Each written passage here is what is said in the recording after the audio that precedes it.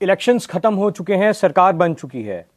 वहीं दूसरी तरफ कांग्रेस पार्टी ने फैसला किया है कि प्रियंका गांधी को वायनाड से उतारेंगे और वहीं राहुल गांधी जो हैं वो रायबरेली की सीट को रिटेन करेंगे।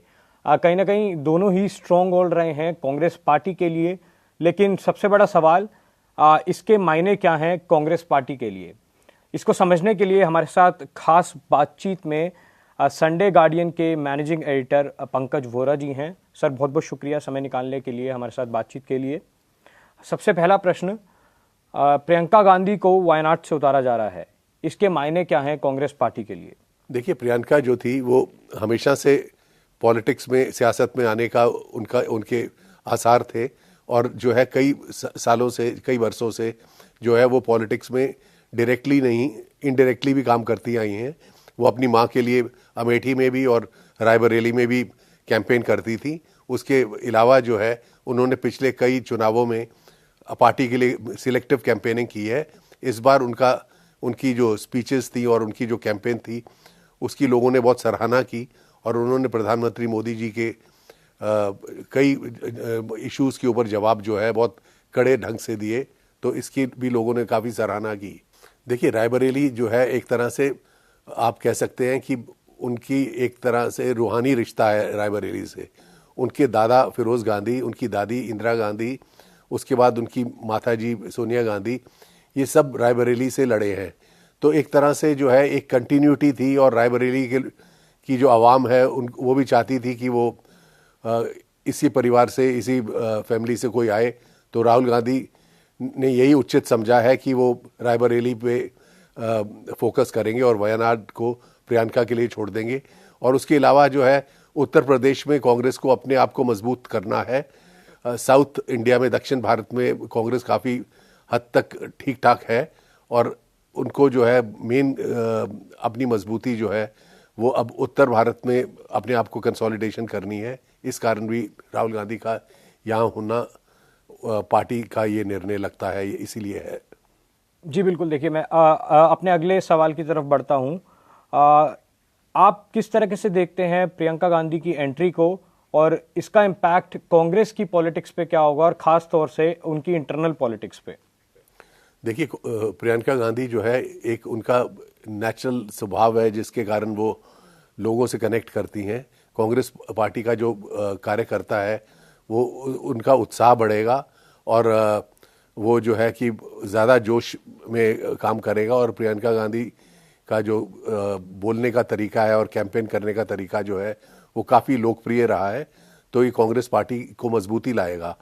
और जहाँ तक कांग्रेस की अंदरूनी पॉलिटिक्स की बात है, हाँ, उसमें दो पावर सेंटर हो सकते हैं, राहुल और प्रियंका। इस चीज़ पे काफ़ी लोग अंदाज़ा लगाते हैं कि इनकी आपस में बनती नहीं है, लेकिन ये जो है इसके अलावा कि स्टेज के ऊपर एक यूनाइटेड फ्रंट प्रेजेंट करते हैं। अब फ़र्क पड़ेगा, लेकिन जब तक उनकी माता जी सोनिया जी जिंदा हैं और जब तक वो पॉलिटिक्स में हैं, तो मेरे को नहीं लगता वो अगर इनके बीच में कोई अगर मन मिटाव किसी चीज़ पे है वो सामने आएगा। सर, प्रियंका गांधी एक और सदस्य हैं गांधी फैमिली से जो अब संसद में एंटर करने जा रही हैं। तो किस तरीके से इसका इम्पैक्ट पड़ेगा ओवरऑल राजनीति पे, और जब बात उठती है परिवारवाद की भी, तो इसको आप किस तरीके से देखते हैं? नहीं, कांग्रेस ये तीसरी सदस्य नहीं है। इनसे पहले जो है कि इनके पिताजी भी थे राजीव गांधी, इनकी दादा वो भी पॉलिटिक्स में थे, इनके चाचा संजय गांधी भी पॉलिटिक्स में थे, इनके जो चचेरे भाई हैं फिरोज़ वरुण गांधी वो पीलीभीत से थे, इनकी चाची जो है वो सुल्तानपुर से थी, अभी अपना 10वां चुनाव लड़ी थी, 10वीं बार वो सदस्य होती, लेकिन इस बार हार गई।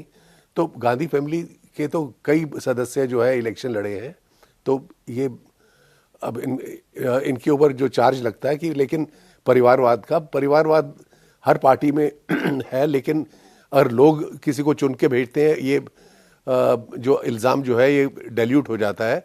लालू यादव के बेटे हैं, चौटाला जी के बेटे हैं, प्रकाश सिंह बादल के बेटे हैं, फारूक अब्दुल्ला के बेटे हैं, महबूबा मुफ्ती है, उधर प्रेम कुमार धूमल जी के बेटे अनुराग ठाकुर हैं, राजनाथ सिंह जी के बेटे पंकज सिंह हैं, उधर उद्धव ठाकरे के बेटे हैं और शरद पवार की बेटी सुप्रिया सूले है, मुलायम सिंह यादव के बेटे अखिलेश है, तो एम करुणानिधि के बेटे एम के स्टैलिन है। तो इस तरह से बहुत सारे उदाहरण हैं।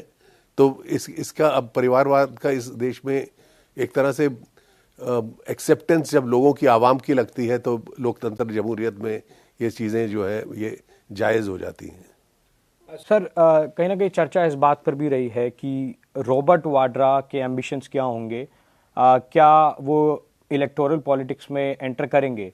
तो क्या आपको लगता है कि अब अगली एंट्री जो है वो रॉबर्ट वाड्रा की होने वाली है? देखिए, इसके ऊपर जो है मैं अंदाज़ा ही लगा सकता हूँ, लेकिन इसका जो फाइनल निर्णय है वो कांग्रेस पार्टी, कांग्रेस हाईकमांड को करना है।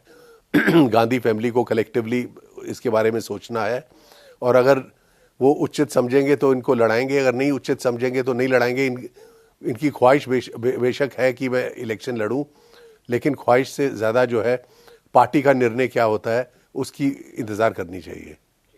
जी बिल्कुल। सर, बहुत बहुत शुक्रिया समय निकालने के लिए, हमारे से बातचीत करने के लिए। बिल्कुल समय ही बताएगा क्या लॉन्ग टर्म इम्पैक्ट होगा इसका राजनीति पे और खास तौर से कांग्रेस के लिए। देखते रहिए इंडिया न्यूज़।